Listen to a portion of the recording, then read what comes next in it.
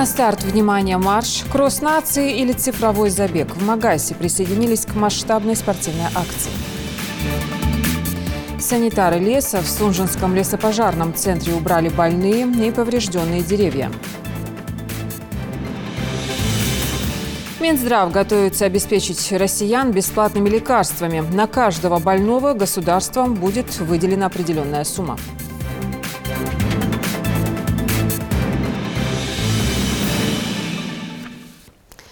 Здравствуйте, это новости 24.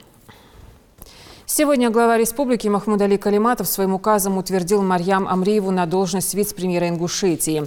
В правительстве новый зампред будет курировать вопросы социального блока. Также исполняющим обязанности министра природных ресурсов и экологии региона назначен Аюп Албагачиев. Должность председателя комитета государственного заказа занял Заурбек Хаутиев. Напомню, накануне свой пост покинул мэр Магаса Беслан Цычуев в связи с истечением срока полномочий.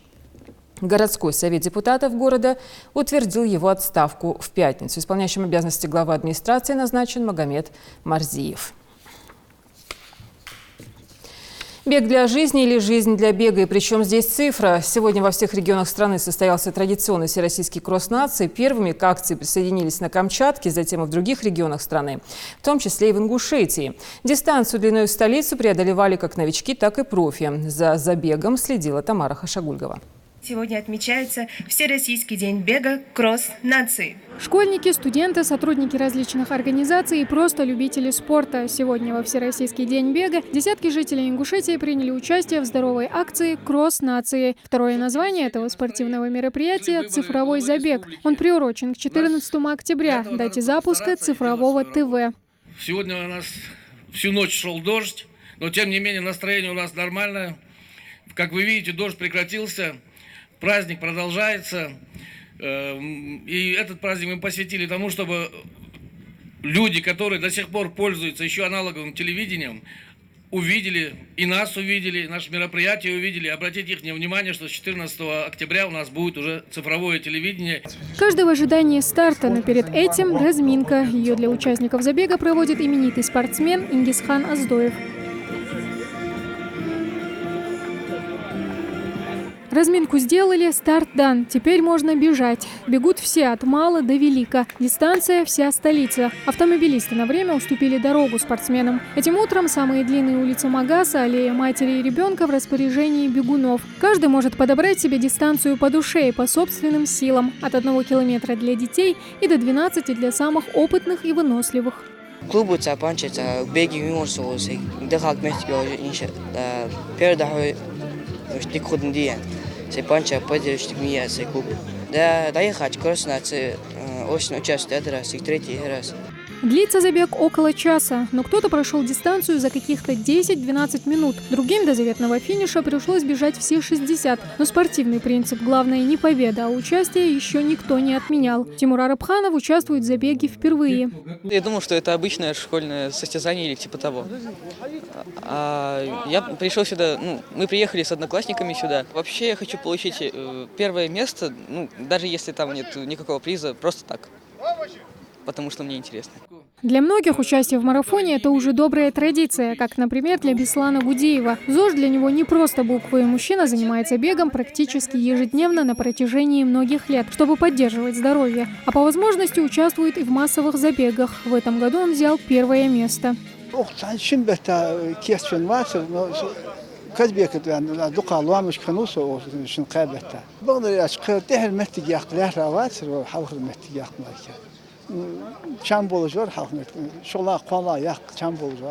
Кросс нации – одно из самых массовых спортивных мероприятий. В России он проходит с 2004 года. Дальний Восток, Москва, Санкт-Петербург. География марафона внушительная. В этом году в нем принимают участие более 1 миллиона человек по всей стране. У нас цифры не такие внушительные, но желающих все равно немало. Главная цель данного мероприятия, вообще спортивных мероприятий, это вовлечение населения в занятия физической культурой и спортом. Это пропаганда здорового образа жизни. И пусть завоевали медали и кубки сегодня лишь избранные, зато заряд здоровья и положительных эмоций безоговорочно получили все. Ну а попробовать свои силы еще раз желающие могут уже в следующем году, традиционно во Всероссийский день бега. Тамара Хашагульгова, Хамзат Халухоев, Новости 24. Сегодня в Грозном стартовало одно из главных культурных и спортивных событий Северо-Кавказского федерального округа – 10-й фестиваль культуры и спорта народов Кавказа, в рамках которого команды соревнуются по таким видам спорта, как стрельба из лука, борьба на поясах, перенос тяжести на дистанцию, лазание по канату, передвижение на ходулях и многое другое. Спортивная часть завтра. Ну а сегодня торжественная церемония открытия проходит на территории спортивного комплекса имени Султана Белимханова. Творческие коллективы представляют свои лучшие номера в качестве визитных карточек региона. Задача фестиваля служит развитию дружеских связей между регионами и СКФО, сохранение самобытной культуры, народных обычаев и традиций, а также пропаганда здорового образа жизни. Гостям и жителям республики в рамках фестиваля продемонстрировано множество инсталляций национальных подворий с представлением национальных художественных промыслов и традиционной кухни, а также концертная программа с участием ведущих творческих коллективов Северного Кавказа. Завтра болеем все за нашу команду. Деревья тоже болеют. Санитарную рубку леса сейчас проводит Сунжинский лесопожарный центр. Работы осуществляют в рамках госзадания. Экологи предварительно обозначили фронт работы, обследовали местность. Больные и поврежденные деревья вырубают, прежде чем они нанесут урон окружающей среде. Микаил Тангиев с подробностями. Шум бензопилы среди густых деревьев Сунжинского лесничества не утихает с утра и до вечера. Бригада из нескольких рабочих, вооружившись необходимой техникой, старается сделать лес чище и краше. Мустафа Гатиев трудится здесь больше года. Работой своей доволен. Она напрямую связана с охраной окружающей среды.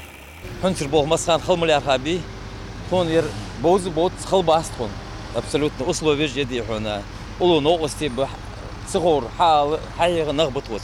Так же, как человеку необходимо регулярно следить за состоянием своего здоровья и поддерживать тело в тонусе, так и лесные массивы нуждаются в постоянном уходе. В связи с этим в регионе ежегодно проводится санитарная уборка деревьев с целью улучшения состояния лесной территории. Конкретно этот участок именуется верхним складом. Именно сюда свозят срубленные деревья, и здесь происходит процесс сортировки. Здесь привозят древесину, хлысты. Длинные хлысты до 20-30 метров. И здесь разделывают ее на ассортименты 2-метровые, 3-метровые, смотря по состоянию дерева, которые можно взять. Санитарную рубку леса подразделяют на два вида – сплошную и выборочную. Название первой говорит само за себя. А вот выборочная проводится в целях оздоровления насаждений, частично утративших устойчивость. Экологи удаляют больные, поврежденные и усыхающие деревья, чтобы не нанести урон окружающей флоре. Просто так срубить дерево нельзя, в этом деле есть свои правила. Когда дерево рубится, сначала делают подпил, потом делается основной. Подпил делается в том направлении, куда оно должно валиться. Вот мы делаем, допустим, вот здесь подпил. Вот здесь подпил делаем. Сделали, с той стороны чуть выше делаем основной сам пил. Так как он половина подпила и половина, треть диаметра делается подпил, и основное там рубится. Когда она доходит до вот этого самого, дерево сама уже не может она валится. Если другие не мешают деревья, то она валится в том направлении, куда ты его направляешь.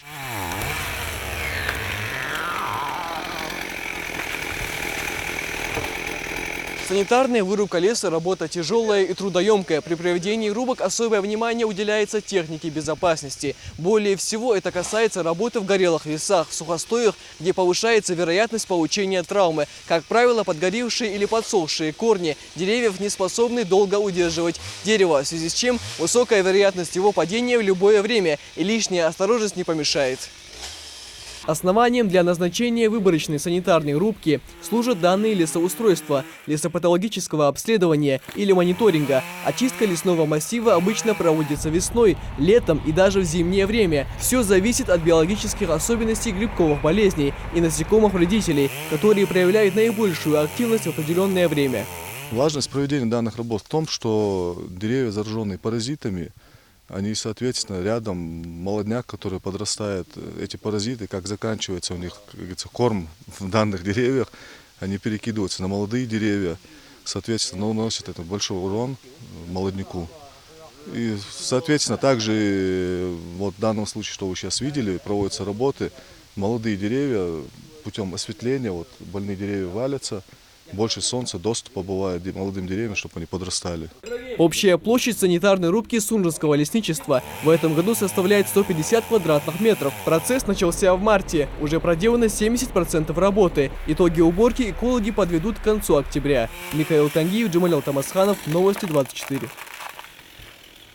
Минздрав готовится обеспечить россиян бесплатными лекарствами. В результате предполагаемой реформы жизненно необходимые лекарства, назначенные врачом в больнице, смогут получать бесплатно или со скидкой все граждане, а не только представители льготных категорий, как это было раньше.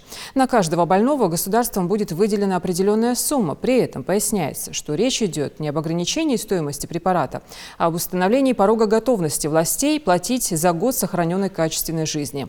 Так, для обычных заболеваний сумма составит более миллиона рублей, для онкологических 6-7 миллионов, а для редких 20-22 миллиона рублей.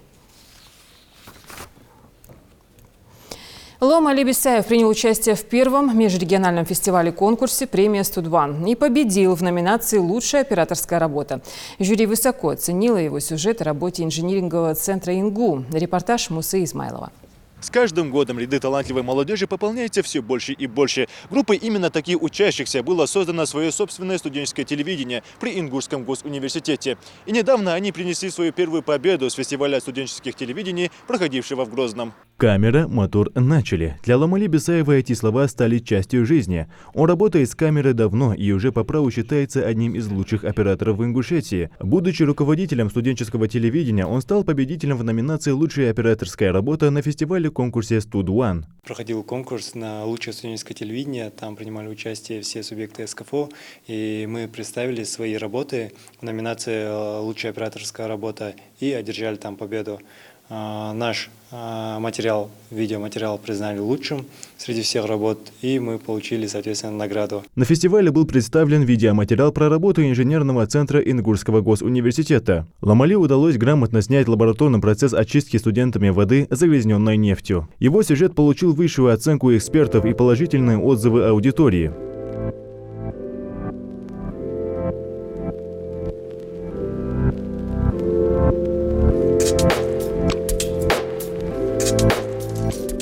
Мы снимали работу в нашей лаборатории, как наши студенты проводят очистку воды от загрязненной нефтью, если произошло загрязнение нефтью.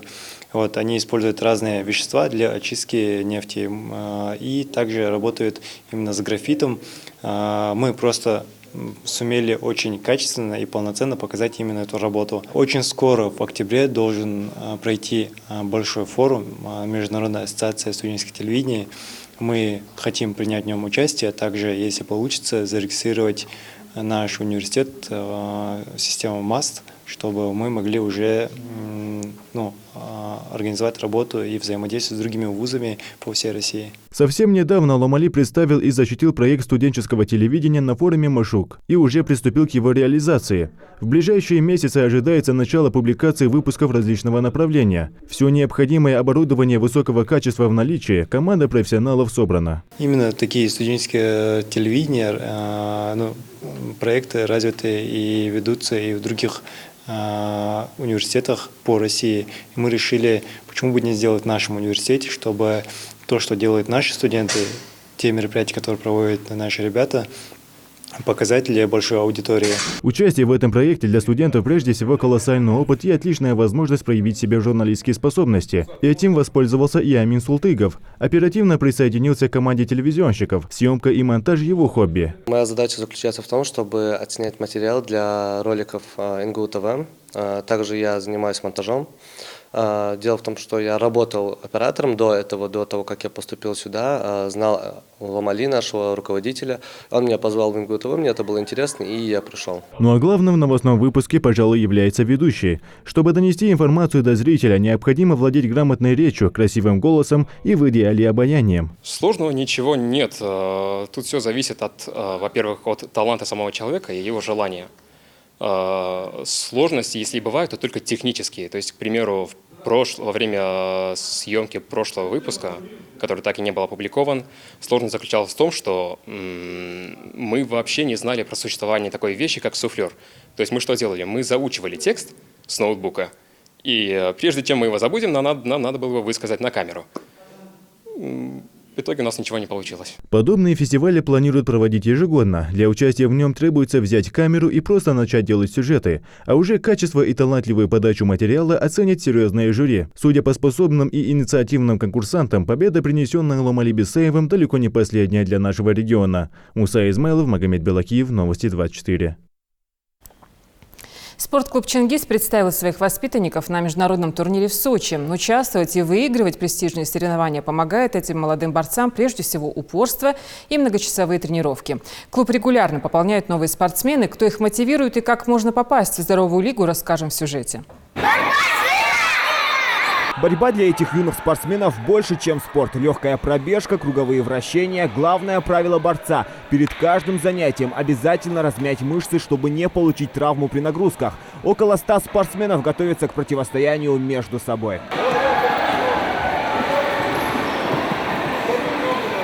Чингиз стал центром притяжения молодых спортсменов со всех уголков республики. 2 раза в месяц по пятницам проводит общий сбор для того, чтобы ребята смогли помериться силами и перенять опыт друг у друга. Магомед Султыгов занимается борьбой уже 4-й год. В свои 12 он выглядит намного здоровее некоторых сверстников. Годы тренировок и цель дойти до Олимпийской арены. Главная мотивация спортсмена.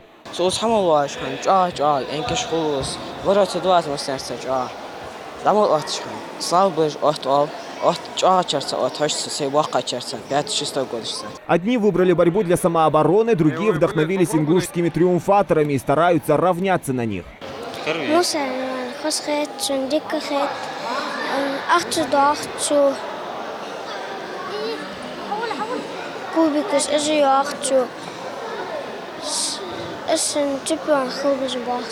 Пользуясь популярностью среди молодежи, клуб «Чингиз» набирает учеников каждый день. Желающих много. Магомед Шанхоев, к примеру, пришел со своим отцом, чтобы пополнить ряды клуба. Меня потянуло к этому виду спорта, потому что я лучше, чем сидеть без дела дома, лучше заниматься борьбой. Борьба – это хороший вид спорта, он не нужен для самообороны. Спортклуб «Чингиз» имеет свои филиалы во всех уголках республики. И с каждым годом они занимают призовые места на региональных и даже всероссийских турнирах. Подобный подход помогает им работать индивидуально с ребенком, ставить им соперников, имеющих преимущества в силе, выносливости и скорости. В соревнования ты поедешь, может, проиграешь первую схватку, и тебе не удастся больше с кем-то встретиться. А тут у тебя тут 4, 5, 6 раз схватки бывают, соперники разные. И быстрее учишься технике борьбы, элементам борьбы разным.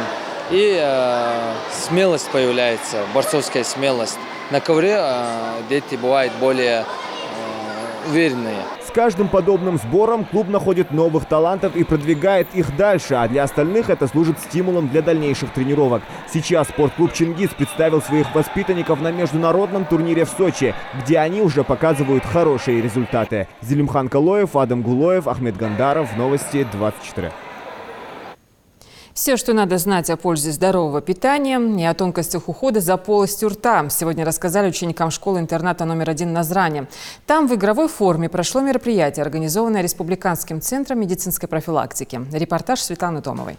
Мы шли к вам долго-долго, чтобы рассказать вам сегодня, что такое здоровье и как важно его беречь. Зубная фея, злая ведьма и Бэтмен – вот главные герои сегодняшнего мероприятия. Если фея рассказывает, как правильно чистить зубы, то злая ведьма, наоборот, старается отговорить детей, ссылаясь на то, что зубы и так чистые и нет необходимости за ними ухаживать. Тут же на подмогу феи приходит Бэтмен, который защищает интересы детей, рекомендует прислушиваться только к правильным советам и просит проявить свои знания в чистке зубов.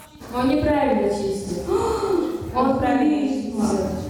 Иди отсюда.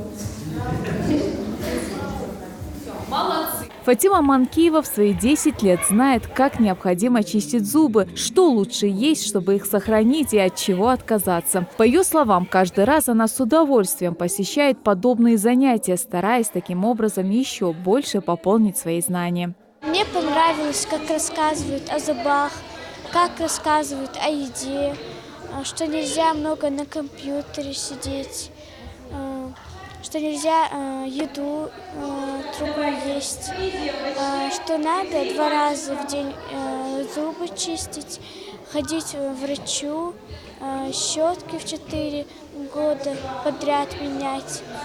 Это мне понравилось. А вот Зураб Таршхоев, наоборот, рассказывает о своих вредных привычках. Зубы чистить он не любит, о пользе здорового питания особо не задумывается. Но признается, что все же есть то, что он пить и есть не будет, потому как считает, что даже для него это очень вредно.